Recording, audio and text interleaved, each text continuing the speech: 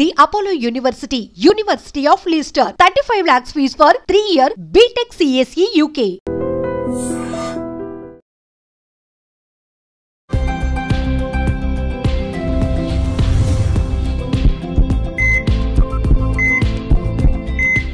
నమస్తే, welcome back to healthy conversations with I dream. నేను మీ Jhansi. So ఈరోజు మనతో ఒక స్పెషల్ గెస్ట్ ఉన్నారు, సృజన ప్రమోద్ గారు, హోమియోపతి జనరల్ ఫిజిషియన్, అలాగే ఫంక్షనల్ మెడిసిన్ స్పెషలిస్ట్, అలాగే ఇంటిగ్రేటివ్ ఆంకాలజిస్ట్ కూడా. సో మ్యామ్తో మాట్లాడి ఇప్పుడు క్రానిక్ డిసీజెస్ అంటారు, షుగర్ ఒకసారి వస్తే పోతుందా పోదా అని. నిజంగా షుగర్ని రివర్స్ చేయొచ్చు అని కూడా చాలామంది చెప్తున్నారు. మరి నిజంగా షుగర్ని రివర్స్ చేసుకోవచ్చా? దీని మీద చాలా బిజినెస్ బయట నడుస్తుంది. ఒక సర్టిఫైడ్ డాక్టర్ని అడిగి ఈరోజు ఒక క్లారిటీ అయితే తెచ్చుకుందాం. నమస్తే అండి. నమస్తే అండి. సో షుగర్ అనేది 100లో 99 మెంబర్స్కి ఇప్పుడు ఉంది. కరోనా తర్వాత అంటే 99 ఎందుకు అంటున్నానంటే even 25, 23, 22 at the age of 22 కూడా ఇప్పుడు షుగర్ ఉన్న వాళ్ళు ఉన్నారు. వాళ్ళకి చాలామంది డిప్రెస్ అవుతున్న వాళ్ళు కూడా ఉన్నారు. లైక్ ఎంగేజ్లో ఉన్నవాళ్ళు, మ్యారీడ్ అవ్వని వాళ్ళు అయితే నాకు మ్యారేజ్ అవ్వదేమో, లైక్ షుగర్ వస్తే నరాల వీక్నెస్ వస్తుంది అంటారు, పిల్లలు పుట్టరు అంటుంటారు, చాలా డౌట్స్ ఉంటూ ఉంటాయి కదా. నిజంగా అలా జరుగుతుందా? షుగర్ ఉన్నప్పుడు ఎలాంటి డ్యామేజ్ అనేది మన బాడీకి జరుగుతుంది, అలాగే దీన్ని రివర్స్ చేసుకోవచ్చా? ఎస్, డయాబెటీస్ అనేది మీరు అన్నట్టు ముందు కంటే ఇప్పుడు చాలా ప్రివలెన్స్, అంటే it's very prevalent now. Before Covid, after Covid అని కూడా మనం మెన్షన్ చేయొచ్చు. ఆఫ్టర్ కోవిడ్ అన్ని chronic diseases, especially autoimmune disorders కూడా పెరిగాయి, అలానే డయాబెటీస్ కూడా పెరిగింది. అండ్ ఏజ్ లిమిట్ కూడా ఒకప్పుడు 50స్లో 60స్లో వచ్చే షుగర్ ఇప్పుడు వెరీ యంగ్ ఏజ్లో కూడా మనం షుగర్ని చూస్తున్నాం. ఒకటి కారణం ఏంటంటే కారణాలకు పోకముందు రివర్సల్ ఆఫ్ డయాబెటీస్, అంటే డయాబెటీస్ని మనం రివర్సల్ ట్రీట్మెంట్ కాదు, రివర్సల్ అంటే కంప్లీట్గా క్యూర్ చేయటం, అంటే వాళ్ళు నాన్ డయాబెటిక్గా మళ్ళీ అయిపోతారా అన్నది రియల్గా పాసిబుల్ అండి. అదేమి మిత్ ఏం కాదు, it is really possible. Reverse అవుతుందా? ఎస్, రివర్స్ అవుతుంది. టర్మ్స్ అండ్ కండిషన్స్ అప్లైడ్ లాగా ఇట్ హ్యాస్. కొంతమందికి చాలా ఎక్కువ డ్యామేజ్ జరిగిపోయింది అన్నప్పుడు వాళ్ళని మనం 80% రివర్స్ చేయొచ్చు, మేబీ 20% అంటే మినిమం డోస్ ఆఫ్ మెడికేషన్తో వాళ్ళు నార్మల్ లైఫ్ని లీడ్ చేయగలరు. But otherwise at a very early age, అంటే డయాగ్నోజ్ అయిన తక్కువ టైంలోనే కనుక డాక్టర్ని సంప్రదించినట్లయితే, అంటే డయాబెటిక్ రివర్సల్ చేసే వాళ్ళని, సో వాళ్ళని సంప్రదించినట్లయితే ఈజీగా రివర్స్ చేసేయచ్చు, అంటే they can live like non diabetic life. Okay. So చాలా మందికి ఉన్న డౌట్ ఏంటంటే షుగర్ వచ్చినప్పుడు వీక్నెస్ వస్తుంది, అంటే లైక్ నర్వ్స్ వీక్నెస్ కానివ్వండి, ఇది ఫేస్ చేస్తూ ఉంటారు. మరి దీనికి ఏం చేయాలి? సో షుగర్ వచ్చినప్పుడు వీక్నెస్ అనేది కామన్, బికాస్ బ్లడ్ చాలా థిక్ అయిపోతుంది. సింపుల్ వాటర్కి షుగర్ వాటర్కి తేడాలాగా, సింపుల్ బ్లడ్ షుగర్ లోడెడ్ బ్లడ్కి తేడాలాగా. సో సర్క్యులేషన్ చాలా డిఫికల్ట్ అవుతుంది. సో అప్పుడు ఫస్ట్ నర్వ్స్, చిన్న చిన్న వీన్స్ అండ్ నర్వ్స్ ఎఫెక్ట్ అవుతాయి అనమాట. సో ఈ వీక్నెస్ ఖచ్చితంగా ఉంటుంది. అయితే మనం షుగర్ అన్కంట్రోల్డ్ షుగర్ వాళ్ళకి ఈ ప్రాబ్లం వస్తుంది, అంటే షుగర్స్ కంట్రోల్లో లేదు అన్న వాళ్ళకి. అంటే ఎవరికి జనరల్గా అన్కంట్రోల్డ్ ఉండదంటే మెడికేషన్స్ రెగ్యులర్గా తీసుకున్న, డైట్ కంట్రోల్ చేయని వాళ్ళకి. చాలామంది ఇన్ని కేటగిరీస్లో ఉంటారు. కొంతమంది మెడికేషన్ రెగ్యులర్గా తీసుకుంటారు, డైట్ కంట్రోల్ చేయరు. కొంతమంది మెడికేషన్ రెగ్యులర్గా తీసుకుంటారు, they don't trust on medicines, వాళ్ళు ఫుడ్ కంట్రోల్ చేస్తారు. కొంతమంది రెండూ కంట్రోల్ చేయరు, కొంతమంది రెండూ కంట్రోల్ చేస్తారు. రెండు కంట్రోల్ చేసేవాళ్ళు మెడిసిన్ టైంకి తీసుకొని డూస్ అండ్ డోంట్స్, డాక్టర్ చెప్పే డూస్ అండ్ డోంట్స్ ఫాలో అవ్వటము, మెడిసిన్స్ రెగ్యులర్గా, diet and management, lifestyle changes చేసుకోవటం, వాళ్ళకి as fast as even I have seen cases, నా ప్రాక్టీస్ ఆఫ్ నా ఎక్స్పీరియన్స్లో I have seen cases in almost 1 yearలో కూడా డయాబెటిక్ రివర్సల్ జరిగిన కేసెస్ కూడా చూసాను నేను, where they should actually do whatever we say. ఆ డూస్ అండ్ డోంట్స్ని కంప్లీట్గా రిజిడ్గా రిలీజియస్గా ఫాలో అవ్వాలి. ఓకే. సో ఇందాక మనం మాట్లాడుకున్నాం, అంటే చాలా డ్యామేజ్ జరిగింది అని చెప్పి. అసలు షుగర్ వచ్చినప్పుడు ఒక మనిషి బాడీలో ఏం జరుగుతుంది? సో ఇప్పుడు ఇందాక మీకు చెప్పాను, మేజర్ పెథాలజీ ఏంటంటే బ్లడ్లో షుగర్ ఉండటం వల్ల sugar thickness, density of the blood will be improved, పెరుగుతుంది, ఇంక్రీజ్ అవుతుంది. ఇంక్రీజ్ అయినప్పుడు ఫ్లో అంతా కూడా చేంజెస్ వస్తాయి. సో సర్టన్ ఆర్గన్స్కి, అంటే అవయవాలకి సరిగా సప్లై లేకపోవటము, సరిగా దానికి అలా కాన్స్టెంట్గా లేకపోవటం వల్ల ఆ అవయం దెబ్బతినటం, అందుకనే కళ్ళు దెబ్బతింటాయి, కిడ్నీలు దెబ్బతింటుంది, ఇలా అంతా ఆర్గన్ డ్యామేజ్ జరుగుతూ వస్తుంది అనమాట. సో ఇలా అంటే చేంజెస్ వస్తాయి. ఇంకోటి, బికాస్ ఆఫ్ షుగర్ ఉండటం వల్ల మనం న్యూట్రిషన్ సరిగా అందదు, బికాస్ వీ హ్యావ్ రిస్ట్రిక్షన్స్, ఇది తినకూడదు, అది తినకూడదు, what ever it is. So ఆ రిస్ట్రిక్షన్స్ వల్ల ఏమవుతుందంటే హెల్దీ ఫుడ్ కూడా తినకుండా ఆపేస్తారనమాట. సో అది కూడా super added damage for the diabetes. అంటే నిజానికి కొన్ని తినొచ్చు, కొన్ని తినకూడదు. ఏమైపోతుందంటే తెలియక అన్ని తినకుండా ఉండడం మానేస్తారు కొంతమంది, చాలా స్ట్రిక్ట్ ఉన్న వాళ్ళు అసలు ఏమి తినకుండా. Sugar, that the good thing is వాళ్ళకి షుగర్ కంట్రోల్లోకి వస్తుంది, కానీ న్యూట్రిషనల్ డెఫిషియన్సీ వచ్చేస్తుంది. సో హెయిర్ లాస్ రావటము, మ్యాక్సిమం ఎనర్జీ లెవెల్స్ లేకపోవటం, ఏ పని చేత కాకపోవటము, మైండ్ అంతా డల్ అయిపోవటము, లెథార్జీ రావటం, ఇవన్నీ కూడా. ఇలాగా అంటే మనము ప్రాపర్ కన్సర్న్ డాక్టర్ని అంటే మనం తీసుకున్న డైట్ అయినా సరే ఏదైనా అండర్ సమ్ సూపర్విజన్ చేయాలి. సో అప్పుడు మనకి ఇలాంటి డెఫిషియన్సీస్ ఇలాంటి రాకుండా మనం హెల్ప్ చేసుకోవచ్చు. ఓకే, సో షుగర్ ఉన్న వాళ్ళు అసలు ఏం తినొచ్చు, ఫస్ట్ ఏం తినొచ్చు మాట్లాడుకుందాం, తర్వాత ఏం తినకూడదు అనేది. ఓకే, సో తినచ్చు, it's a very diabetic diet is a very big topic, huge topic ఇది. ఇంకా ఏవో డౌట్స్ వస్తూనే ఉంటాయి చెప్పినప్పటికీ కూడా.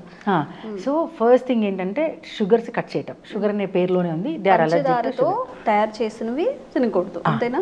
పంచదారనే కాదు, all carbohydrates are also considered as sugars. ఎందుకంటే ఈజీగా గ్లూకోజ్ అయిపోతాయి కార్బోహైడ్రేట్స్.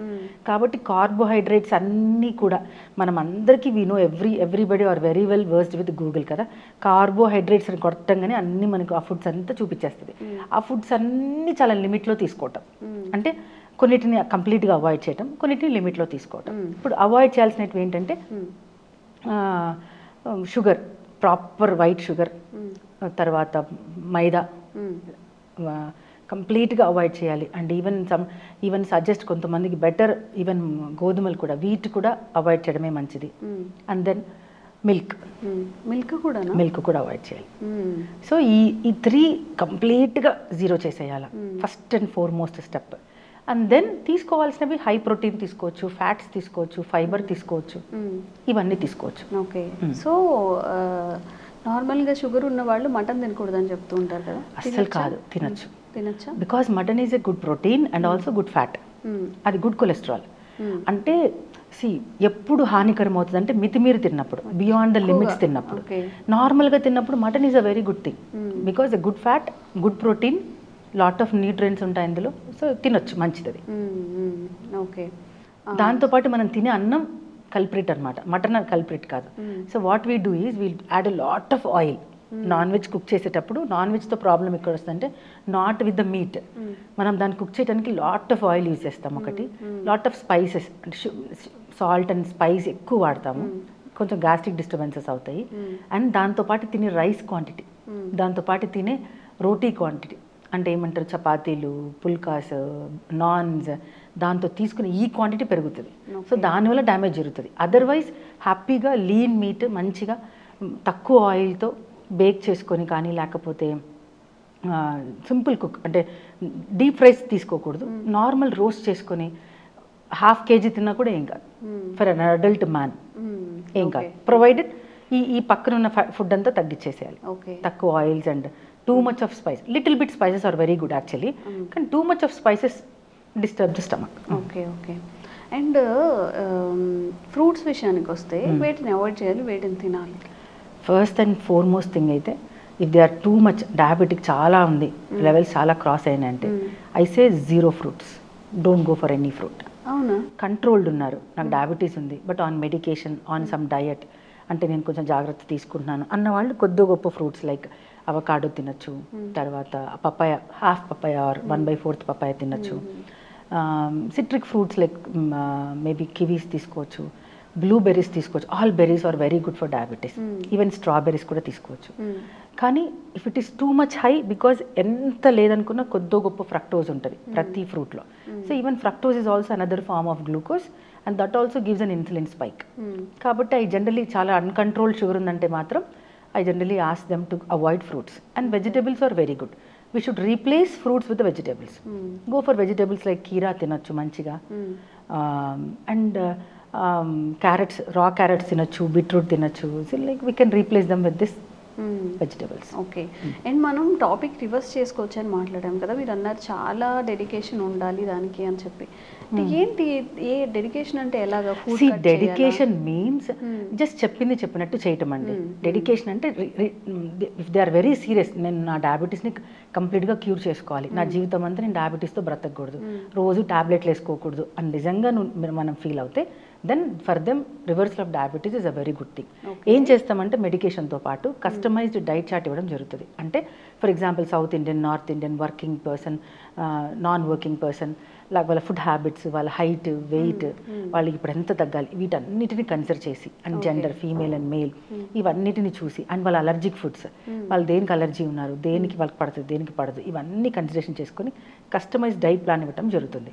ఆ డైట్ ప్లాన్ ఏంటంటే వీ డోంట్ గివ్ లైక్ ఏదో ఎగ్జాటిక్ ఫుడ్స్ని మనం వాడమని ఏం చెప్పను నేను. అంటే లైక్ మనకు దొరకనివి, రేర్గా దొరికేవి, వెరీ కాస్ట్లీ అవేమి ఉండదు. మనం రెగ్యులర్గా వాడే ఫుడ్స్లోనే కొన్ని ఎక్కువ తినాలి, కొన్ని తక్కువ తినాలి.